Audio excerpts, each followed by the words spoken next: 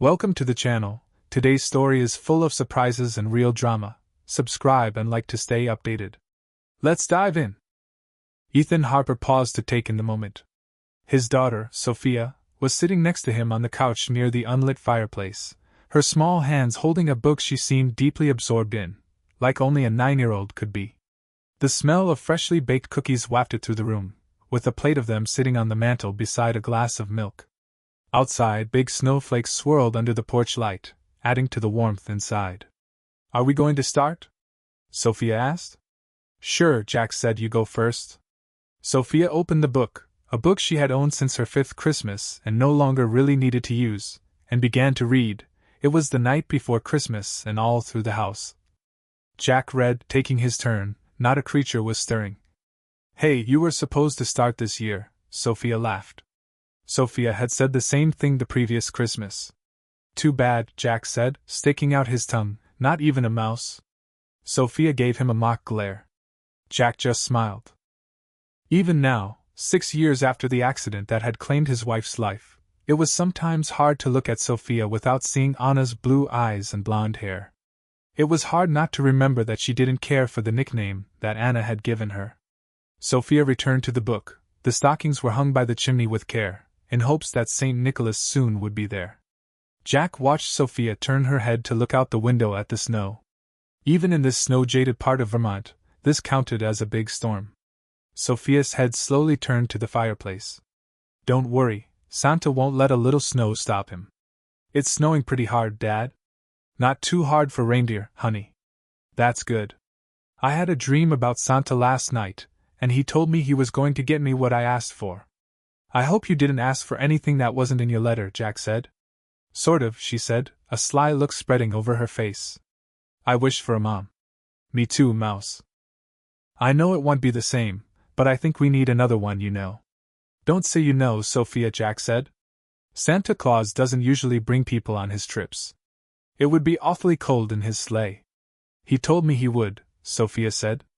"Don't you like girls, Daddy?" Jack smiled. "Of course I like girls. I married your mom, didn't I? And we had you. Did you go on dates and stuff?" Sure. We went to the movies and out to dinner, and we liked taking walks together, and going skating and cross-country skiing. Don't you want to do that again?" "If I find the right girl, sure."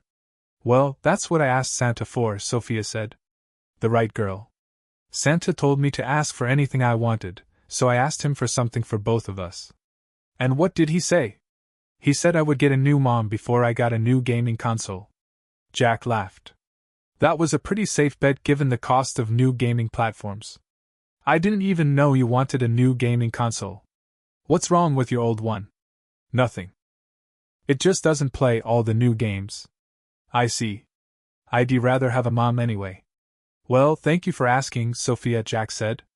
"For both of us." That was very thoughtful. "Just don't be too disappointed if we don't find a woman under the tree tomorrow morning, okay?" "Whatever you say, Dad." "I love you." "I love you too. We need to finish so someone can go to bed." "Yeah, right. I'm going to catch him this year." "Okay, honey.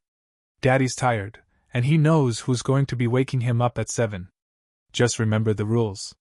I know. I can't go downstairs before 7, but I can still sleep on the stairs, right?" "On the landing," Jack said with a nod. "You'll get your pillow and your comforter as soon as we're done." "Deal." When Jack's alarm clock went off, he looked over at the red numbers. 11 p.m. Just enough time to transform the living room and still get some sleep. He got up as quietly as he could and crept out of the room. The hundreds of miniature multicolored lights on the Christmas tree cast a festive glow on the staircase. Good thing too, Jack thought. Without the light, he would have tripped over his daughter sleeping peacefully on the landing. He stepped over her and silently went about the bittersweet task of creating Christmas. It was something that Anna had loved to do, even before Sophia was born. The old farmhouse that they had bought 10 years ago seemed to come to life at Christmas, as if the other seasons of the year were simply appetizers. After Sophia, the decorating had grown to occupy nearly 2 hours. Jack had scaled it back in recent years but still spent the time necessary to convince Sophia that Santa had visited. When he was finished, he toyed with the idea of taking her back upstairs. Kids that age were like ragdolls when they were asleep. But Mouse would be disappointed not to wake up on the stairs.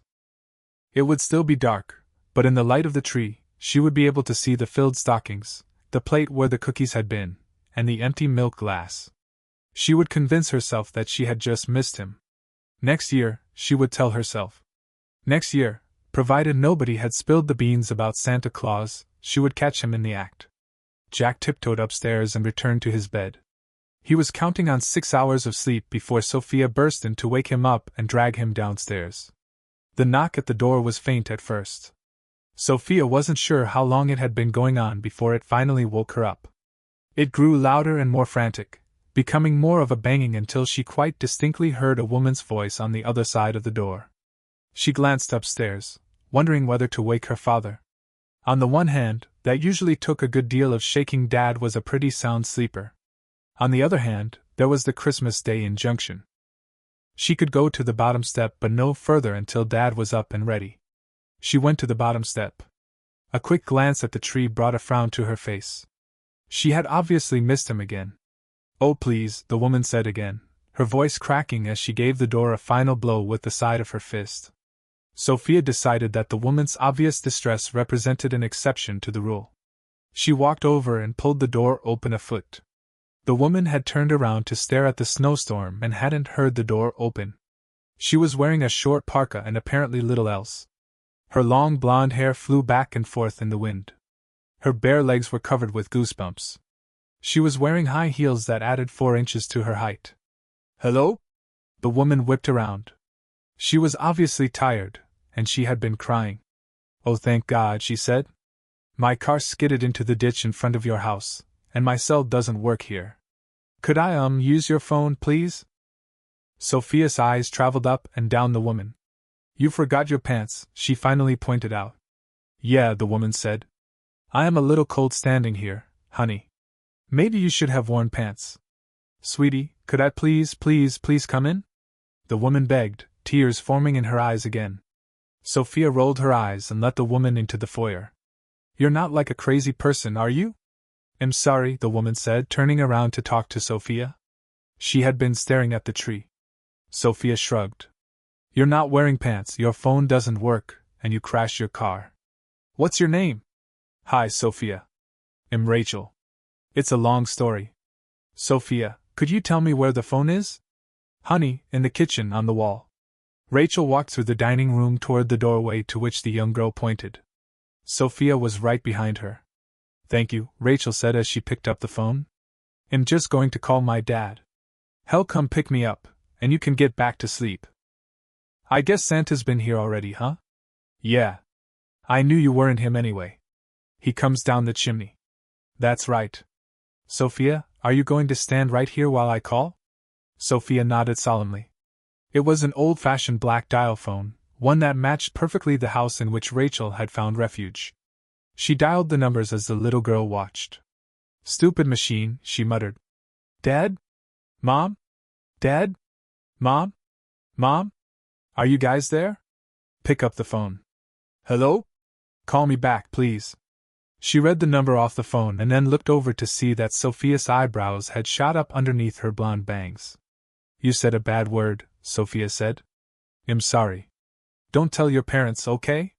It looks like I'm going to be here for a while." "It's only my dad," Sophia said. "My mom is dead. Do you want some pants?" Sure. That would be very nice. Thank you, Sophia. Maybe you should wake up your father. I know where the pants are." She ran off and returned several minutes later with a pair of her father's sweatpants from the hamper in the laundry room. Her eyes widened again as Rachel peeled off her coat to reveal a red silk top and red panties. "I know," Rachel said with a shake of her head. "Men. You don't have something like a sweatshirt, do you?" Sophia rolled her eyes one more time.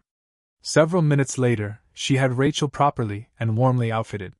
"You don't need to stay up any longer, Sophia. Why don't you go back to bed?" Sophia stared her down. "You don't want to leave me here wandering around your house, do you?" Sophia slowly shook her head from side to side. "Let me try my mom's cell phone, okay? Maybe she has it near her bed, and I can wake her up." She dialed the number. "Mom, it's Rachel. Thank God I got you. I'm stuck out here on Maple Avenue. Sophia said. Maple Avenue? Anyway, you what? Her body seemed to sag as she listened to her mother talk. Yeah, sure, but she listened some more. John had a. Rachel looked down at Sophia. He had somebody else with him when he came home. Yeah, look, I know you never liked him. Oh, you did not. And you were right. So when will you guys be home? The 10th? Are you serious?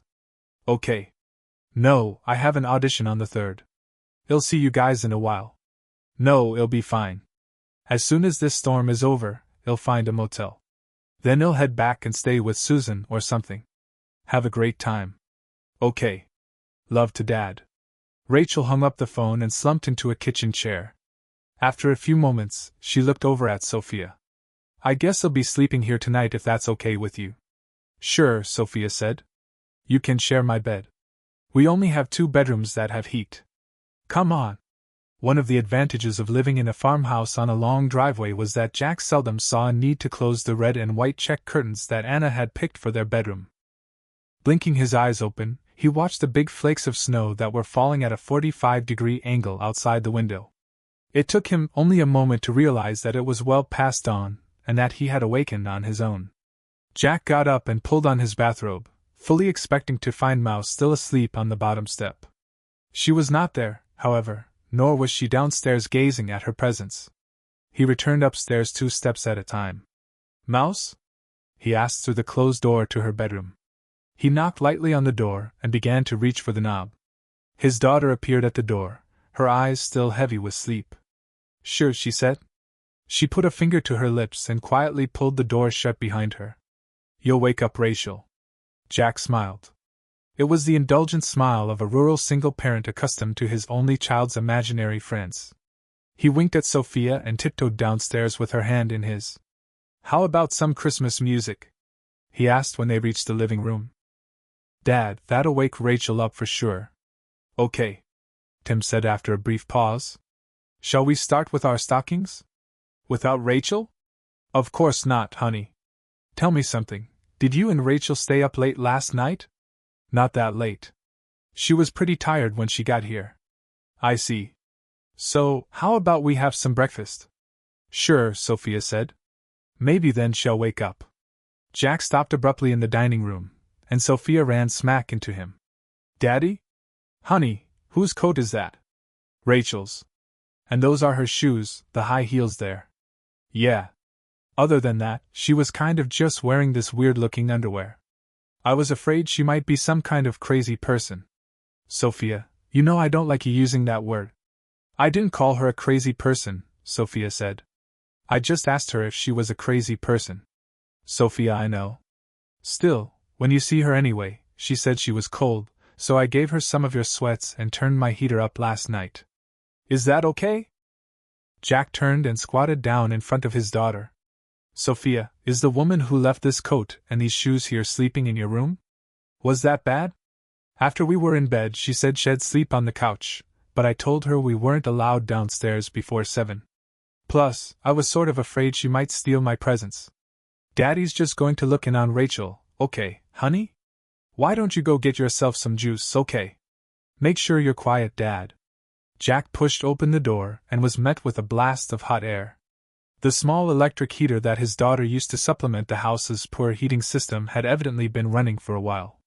As a result, the woman in his daughter's bed had kicked off the bed covers and was lying in the bed dressed only in a red nightgown and red panties. Her sweats were on the floor beside the bed. He should have stepped back and knocked on the door, but she was facing away from him on her side, and he was caught by the way her long blonde hair was splayed out on the pillow. He watched the effect of her rhythmic breathing on her slender figure. His eyes lingered on the creamy white skin, and then there were those legs, those long legs that stretched out the length of the bed, long legs that moved with sensuous slowness as they straightened and twisted toward him as he stood there watching, long legs that suddenly disappeared beneath the comforter as the young woman yanked it up. Mr. Morris? It was a shriek of embarrassment and stunned recognition. As he stared into her wide blue eyes, Jack realized that he knew her as well. Rachel Benton? Oh my God, this is your house? Oh my God, I'm sorry. Rachel, I was just making sure you were okay. Why don't you put those sweats on and come downstairs? He backed out of the room and fled down the stairs. Back in the kitchen, Sophia was breaking eggs into a bowl for him to scramble. Rachel joined them in a few minutes. Hey Rachel, Sophia said. Merry Christmas. The same to you, honey. And you too, of course, Mr. Morris. You guys know each other? Sophia asked. Rachel was in 12th grade when your mom and I first came here to teach, Jack explained. Your mom was my first drama teacher, Rachel said, smiling at the memory. She was just so encouraging. She means in contrast to me, Jack said. He gave me a B-. She deserved a B-. Your mom thought I was a wonderful actress. She still deserved a B-.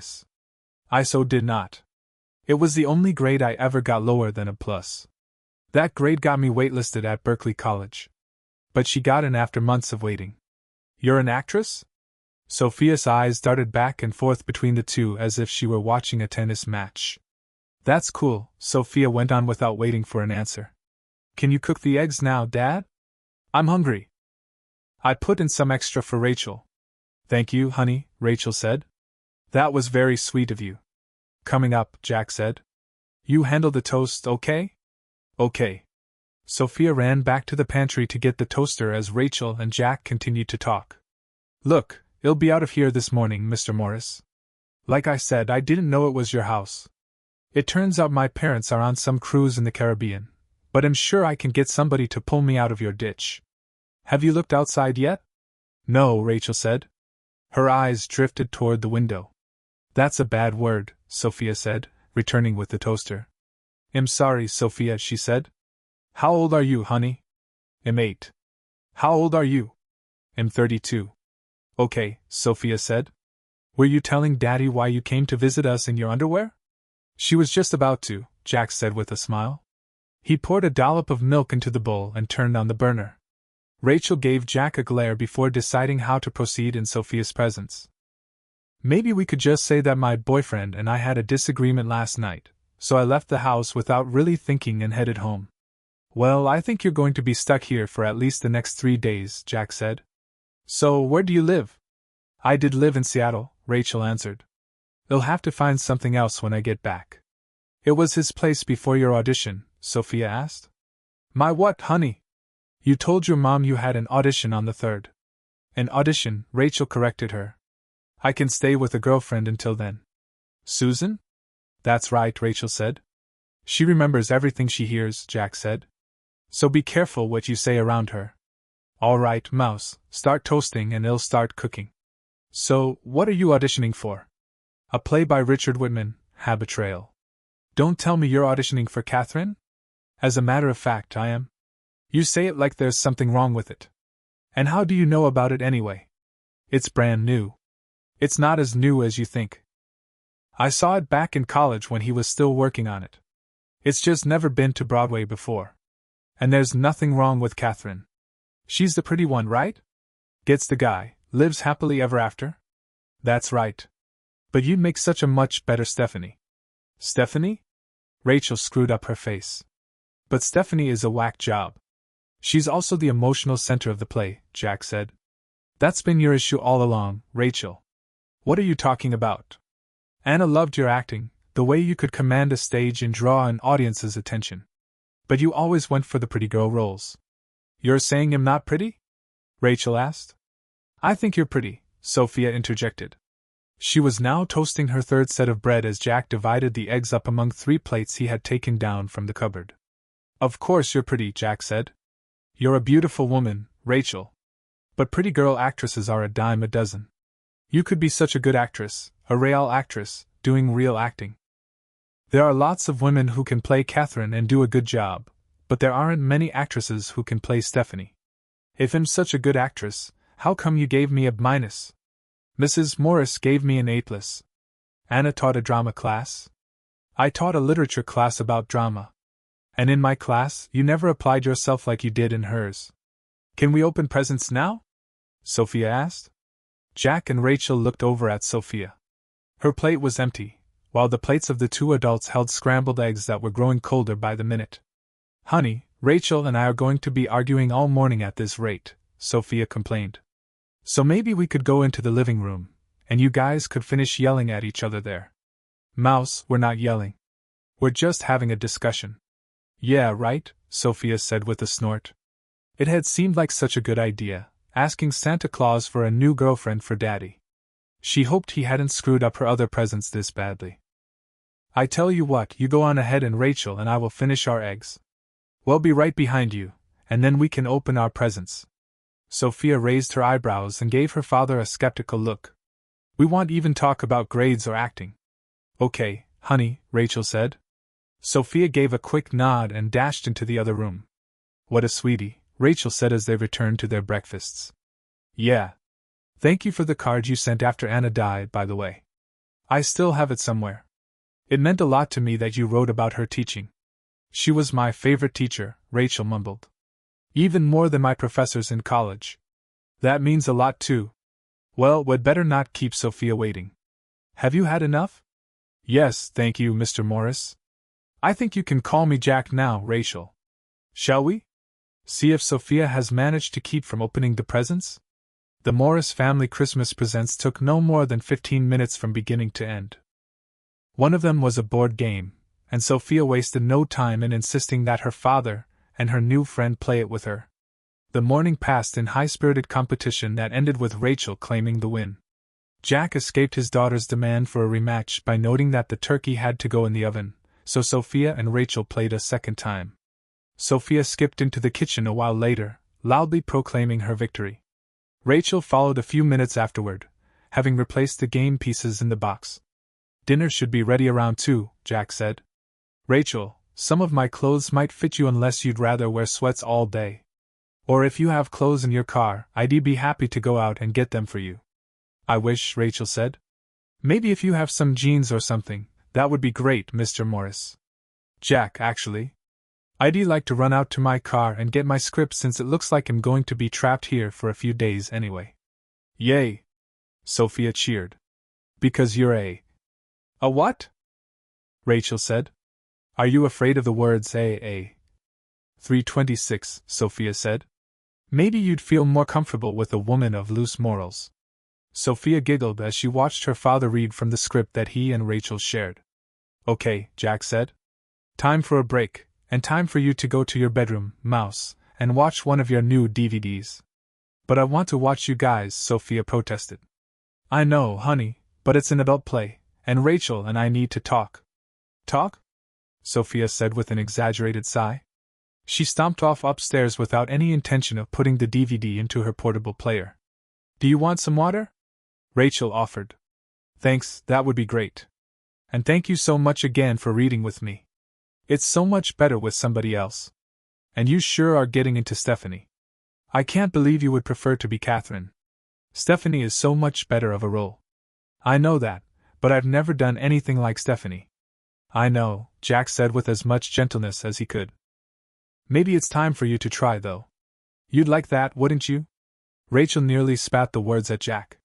You could sit in your suburban house and look out the window at your Toda and your little dog and your 2.3 children and think how much better your life is than mine. Jack opened his mouth to answer, but Rachel had a full head of steam. Have yourself a stupid party. Invite the neighbors over. Look at my sister, everyone. Look at the loser. She can't stay off drugs.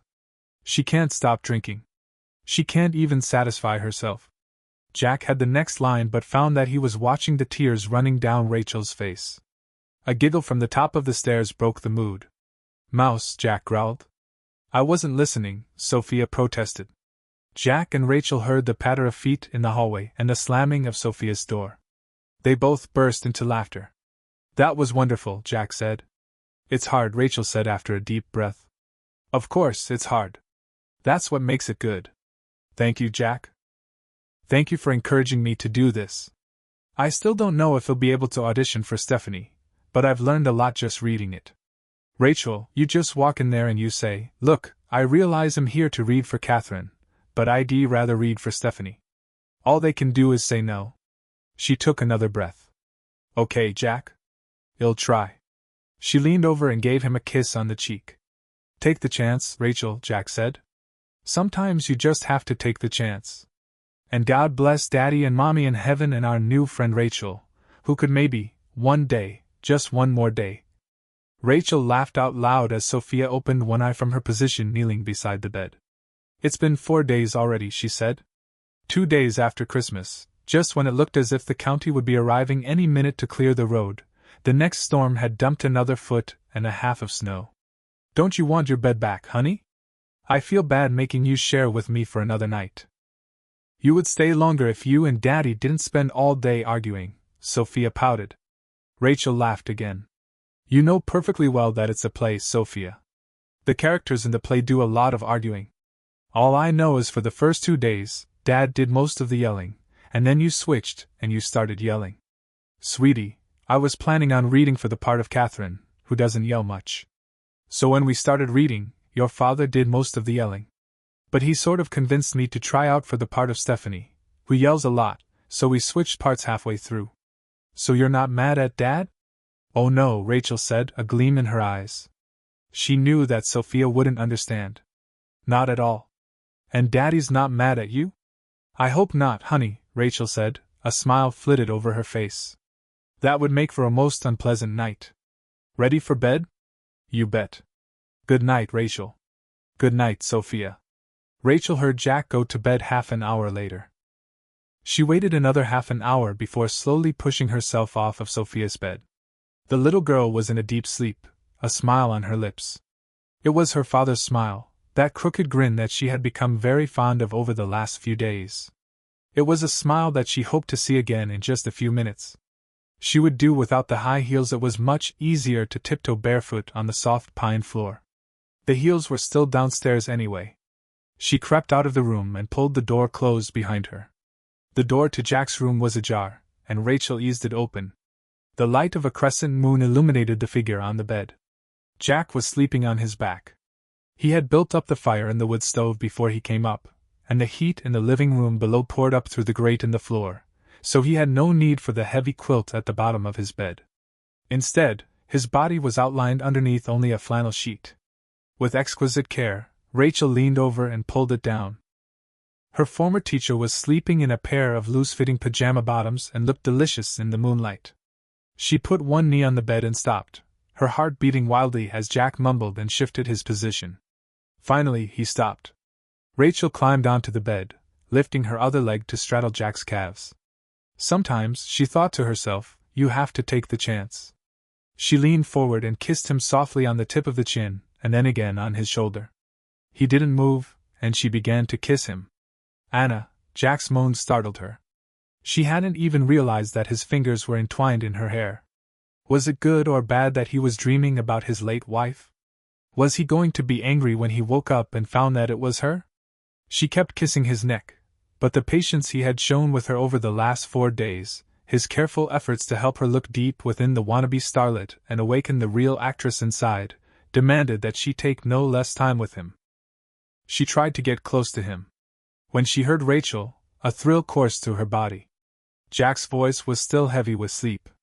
He was dreaming about her now. Rachel, she opened her eyes, and she could tell from his voice that he was awake. She looked up at him. Had she fallen asleep? Had she fainted? Her eyes held his, waiting for him to chastise her, to express his shock, to order her out of his house.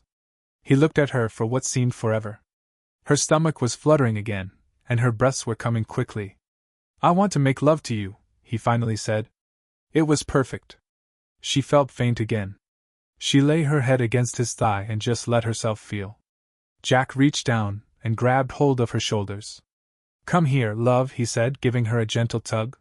She looked up at him with a smile. Flurries were swirling around the late 90s Toyota Civic that was headed south on the Chicago State Thruway over the school's Easter weekend at the end of April. Are we there yet? Has the car stopped? No. Then we're probably not there yet, Jack said. He looked over at Sophia in the passenger seat. Only another half hour, honey, and then we go to the play. First, we go to a party. Uncle Dave always has a party before his plays. But Rachel will be there for a little while, then she'll have to go get ready. Where's the party? At Berkeley College, where Rachel went to college. Where she was waitlisted, Jack said with a laugh. Yes, it means that they haven't decided about whether to let you in or not. In her case, she did get in. Even though you gave her a bad grade. Well, I did make a phone call for her, Jack said, looking over and giving Sophia a wink. Your grandpa knew a guy in the admissions office, so I let him know that I didn't think the grade really reflected her potential. That was nice of you, Dad. Your daddy can be nice, you know. Look, you can see Chicago, see the skyscrapers. Wow, I don't believe it. The tall, bearded man in the jacket and dark turtleneck stared at the couple walking toward him. The younger of the two broke free and ran toward him. Uncle Henry. Mouse. He bent down and caught her as she threw her arms around his neck. Hello, Richard. Jack approached at a much more sedate pace. I can't believe you're here. I thought I'd given up sending you invitations since you never came anymore. After you did, take me off your list, Jack assured him as they embraced. I got an invitation from your star tonight. Sylvia? Sylvia is not your star, Jack scoffed. Henry smiled. Well, she does have top billing, he said. You know Rachel. She was one of my first students. Anna too. Is she here yet? Not yet, no. Well, that explains a lot. You wouldn't believe her audition. Her agent puts her up for Catherine, and she comes in looking gorgeous, and I look up and look back down, and then she says, Mr. Whitman, I'd like to read for the part of Stephanie. Jack smiled. And she had it? Henry said right then. She had that quality in her voice. I didn't even need to hear her read the part. But once she did, it was even better. Of course, Rachel and Dad yelled at each other all Christmas, Sophia piped up. Did they? Henry asked. Your daddy was the first director of this play when we were in college together. Oops, my mistake. There she is over there. Jack watched Sophia take off again. He desperately wanted to follow. He and Rachel had talked a few times since she left, and he had been the first one she had called when she learned she had gotten the role. But he didn't want to look desperate. That's not Sylvia she's with, is it? He asked Henry. No, that's her understudy, Olivia Grant. Jack nodded. You took a chance casting Rachel. The other woman is a more typical Stephanie. She's got a sort of edge to her. The poor woman seems to despise life. That's Rachel's only problem. Too damn happy. I asked Ollie to be my picador tonight. Your picador? You know, the guy who sticks the bull before the matador takes over. Ollie is supposed to give Rachel a little go tonight. She was doing a good job. In the last 3 minutes, she had managed to suggest, without being overly offensive, that the only reason Rachel had gotten the job was that she had slept with the play's producer. Rachel was quietly fuming, searching her brain for a snappy retort when she heard Sophia's yell. She knelt down to accept Sophia's embrace. She looked up to see Jack. Not wanting to appear desperate herself, she decided not to run over there. Instead, she introduced Sophia to Ollie and explained how they had met. And that's your father over there? Ollie asked. Talking to Mr. Whitman? Uncle Henry, Sophia said. Your uncle? Ollie asked with malicious glee. Not really my uncle, Sophia explained solemnly. The malicious glee in the voice of Rachel's friend had gone completely over her head. He and Dad went to school together. Well, that explains a lot, Ollie said. What are you talking about? Rachel was getting angry now. Somebody made a phone call, that's all. I read for the part, Rachel said between gritted teeth. Your little suggestion that Dad made a phone call, Sophia said. Ollie laughed aloud. What? Rachel asked her. Sophia looked up at her with wide eyes, uncertain of the look she was getting. Daddy told me he made a phone call for you. Son of a... Rachel said. She looked over at where Jack was talking with Henry. Her reservations about going over there had disappeared. You stupid son of a, she said, trembling as she stood in front of him. What? You made a phone call? You son of a... She spat. She threw her drink in his face for good measure. She added a slap to his cheek before storming off. That's perfect, Henry said. What? Jack asked. That's the attitude I need. She's going to slay them tonight. But she thinks I called you, Jack said. She obviously thinks I got her the part. You and your goddamn picador. Tell her tomorrow, pal. Let her read tonight's reviews first, okay? Jack nodded. He sat in the audience that night and was slain. Jack sat alone at the restaurant in the late summer sun. School was beginning in another week, and he and Emma would have precious few weekday evenings together for the next few months. She had just started teaching French last year, and it had taken Jack until a few days before the end of the spring semester to agree to her repeated intimations that she would love to be asked out. She was a very attractive brunette. Her only flaw in Jack's eyes was her youth. At 26, she was 11 years younger than Jack. Finally, though, on the day after Rachel accepted a Tony Award in the company of an actor who had looked just as pretty as Rachel when they had been standing together on the red carpet, he gave in to her almond eyes, her auburn hair, and her winning smile. Sophia hated her at first, of course. She wasn't Rachel. Even now, Sophia still wasn't overly fond of his new girlfriend and didn't understand why Rachel didn't call anymore. Hadn't she and Daddy made up? Jack had lied to her. He told her that he had explained the misunderstanding but that Rachel was just too busy with her play. The truth was that while the reviews of Habit Trail had been good, the reviews of the performance of Rachel Benton were over the top. He couldn't tell her. He was afraid of taking that away. It was her dream to act, to get reviews like that. Whatever she had felt for him that night that she had crept into his room, she would get over it, just as Sophia would get over her. Sophia and Emma had spent the afternoon together, bonding with any luck over a mutual love of bicycling. He looked at his watch again. They would be here any minute now. Jack? He looked up. Rachel Benton looked even lovelier than usual. She was wearing an electric blue blouse that stretched and bunched in all the right places. It topped a pair of black pants that appeared glued to her shapely legs. He jumped to his feet. Rachel? This is my mom and dad. This is Ethan Harper. The Mr. Morris who gave you the minus? Jack and Rachel couldn't resist smiling at each other. Never let that go, did you? I never did, even though I called Berkeley College and explained it. You called them? Sure. And that was the only phone call I've ever made. Rachel's mouth dropped open. Oh God, of course it was. That was the phone call Sophia was talking about. Rachel, Mrs. Benton said with disapproval. Rachel turned to Jack and rolled her eyes out of her parents' sight. Henry told me last week that you hadn't called him to lobby for me getting the part the minute after I left the play last weekend. Why didn't you tell me? Jack shook his head. You were too good. You got a Tony Award. I couldn't. He could see tears welling in Rachel's eyes. Rachel! Sophia's shout caught the attention of every other customer in the restaurant. She was standing at the door, holding Emma's hand. At Sophia's insistence, all 6 of them had dinner together. It was as uncomfortable an evening as he could remember. At the end, Rachel went home with her parents, he went home with Sophia, and Emma went home by herself. Did you have fun? Jack asked Sophia. She nodded vigorously. For her early November birthday, she had asked to be allowed to spend an entire week alone with Anna's parents down in Hudson Valley.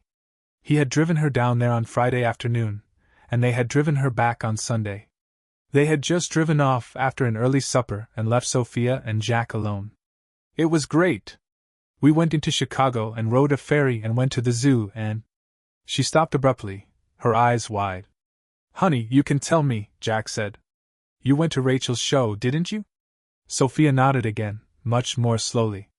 Rachel Benton was the star of a brand new musical, Stepsister, which had opened to rave reviews a month earlier. You're not upset, honey? Of course not. I was the one who called her to get the tickets for you. She's our friend. Was it good? More nodding followed. Oh, Dad, it was so good. The words rushed from her mouth. She plays Cinderella's stepsister, and she sings and dances and everything.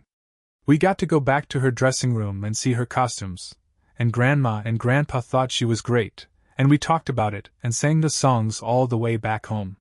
So, did Emma come over? It was such an abrupt change that it took him a second to answer. We decided to see other people, Mouse. She thinks I like somebody else. Emma had been waiting for him when he got back on Friday, dressed in a white nightie that was transparent enough to hide none of her young charms. It's been months, she moaned as he peeled it over her head. They were in each other's embrace, and after a minute she pushed herself off. This isn't going to work, she said. It's not. You're just really not into me, are you? I am, Jack protested. I've been thinking about getting together with you for a month now, ever since I knew Sophia would be away. He reached for her again, and she stepped back off the bed. Emma, what's bothering you? You want to know what's bothering me? It's your actress friend, Rachel. I saw the way you guys were looking at each other at that restaurant. Emma, that was 2 months ago. And you haven't spoken to her since? Well, no. I called her to get tickets for Sophia and Anna's parents to go to her new show. You couldn't just buy them off the internet? Emma, what's wrong? You're in love, Jack, and not with me. And God knows I've screwed plenty of guys that I knew didn't really love me, but not any who I knew loved another woman. Jack was dumbfounded. By now, Rachel was a lovely memory, not to mention a wonderful fantasy. But the woman was a Broadway star, dating who knew what athlete or actor. But he was aware that the moment to protest that, no, of course, he wasn't in love with Rachel Benton, had already passed. Emma began pulling on the clothes she had brought with her. Emma. Spare me, Jack. Spare both of us. I had a good time over the summer. What with school and your daughter and everything, we both knew it would be tough to keep it going this fall. Your actress friend is still there in your mind. I hope she's there for you in real life too. You should ask her, you know. I saw the way she looked at you. That's silly, Jack protested. Emma shrugged. So was that story of her showing up at your house last Christmas, Jack, but it was true, right? She had finished dressing and was out the door with a quick kiss on his cheek. The memory was fading already. I'm sorry, Daddy, Sophia said, interrupting his thoughts. I know you liked her. That's okay, Mouse. She just wasn't the right girl. So, who do you like? Jack smiled at his daughter. Nobody, Sophia. Do you like Rachel? Jack felt himself blushing, something he hadn't done in a long time. Of course I do, sweetie. She's our friend. I'm glad you had a good time. It was wonderful, only. Only what? We met her boyfriend, Sophia said. Rachel's boyfriend? Jack said. He felt a shiver run through him. Yeah, he's nice. He's got like $millions or whatever, and his own plane. He does some kind of investments. Investments? Yeah. Anyway, he really likes Rachel. Well, of course. She's a wonderful person. I wish you were her boyfriend, Daddy. I guess I'm just not the right guy for her, Jack said with a sad smile. Now, someone needs to get ready for bed because someone has school tomorrow morning. Sophia threw her arms around his neck. Thank you for my birthday present, Daddy, she whispered. You're welcome, Mouse. The snow returned in early January. Flurries were swirling outside the grocery store on the 18th as Jack and Sophia stood in line to buy the ingredients for their Christmas feast. Daddy, look. Jack followed his daughter's pointing finger across the store but saw nothing that should have produced the horrified look on the little girl's face. No, Dad, right here. She poked the tabloid on the stand directly in front of her. It wasn't the main headline but a small picture of Rachel and a good-looking guy in the bottom right-hand corner of the cover, plastered with the headline, Stepsister to Mary. Rachel's getting married? Sophia asked in a small, hesitant voice. I guess so, Jack said. Can we buy it, Dad? So I can read it in the car? Sure, Mouse. Sophia wasted no time in finding the article. In truth, a mere squib in a gossip column, after she was buckled into her seat for the trip home. Margaret Green, the publicist for Stepsister star Rachel Benton, confirms that the Tony Award-winning actress plans to marry over the Christmas vacation.